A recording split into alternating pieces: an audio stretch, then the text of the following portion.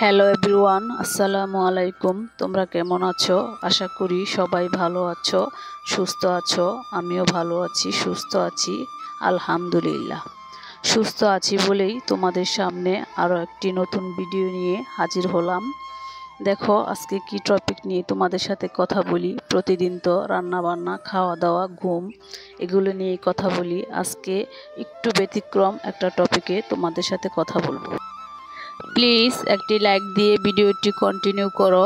আর তুমি যদি আমার চ্যানেলে আজকে নতুন হয়ে থাকো তাহলে চ্যানেলটি সাবস্ক্রাইব করে পাশে থাকা বেল আইকনটি অন করে রেখো, যাতে পরবর্তী ভিডিও দেওয়ার সাথে সাথে নোটিফিকেশন চলে যায় তোমার কাছে।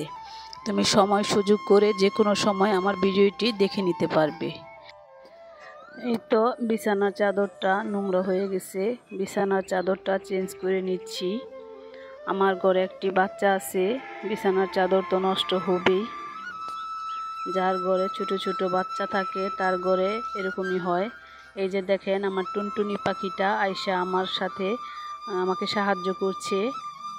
আজকে সবই পরিবর্তন করলাম, কারণ এমনি মাঝে মাঝে চাদর বিছায় নেই, নতুন চাদর, বালিশের কভারগুলো চেঞ্জ করা হয় না। আজকে সব মিলিয়ে নতুন একটা লুক দিব বলে এই সব কিছু চেঞ্জ করে নিলাম। এই তো আমার বালিশের কভারগুলো বড়া শেষ, এখন গুছিয়ে নিব সুন্দর করে। নতুন লুকে আমার ঘরটা কেমন লাগে, আমার বিছানাটা কেমন লাগে আপনারা কমেন্টে জানিয়ে যাবেন।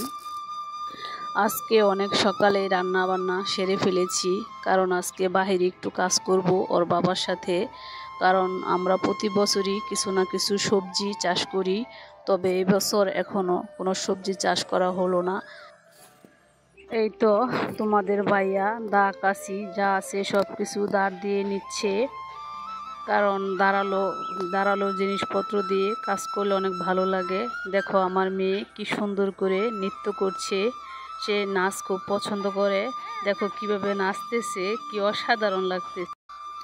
সবাই একটু দয়া করে বলে যেও মাশাআল্লাহ, কারণ মাশাআল্লাহ বললে ওইখানে আর কোনো শয়তানের কোনো প্রভাব ফেলতে পারে না, এটা তো জানোই সবাই। একটু দয়া করে বলো মাশাআল্লাহ। এই তো সুন্দর করে জঙ্গল, দেখো আমাদের বাসার চারপাশটা অনেক জঙ্গল, অনেক লতাপাতা গাছ।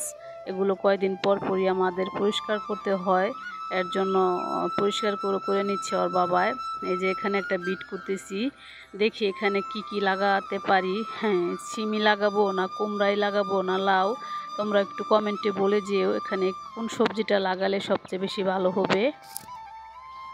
এইবার আমাদের অনেকটা দেরি হয়ে গেছে, কারণ আমরা এর আগেই আষাঢ়ের দিক দিয়েই সিম লাগিয়ে দেই বা অন্য সবজি লাগিয়ে দেই, কিন্তু এবার বাড়ির কাজ ধরব বলে লাগানো হয় নাই।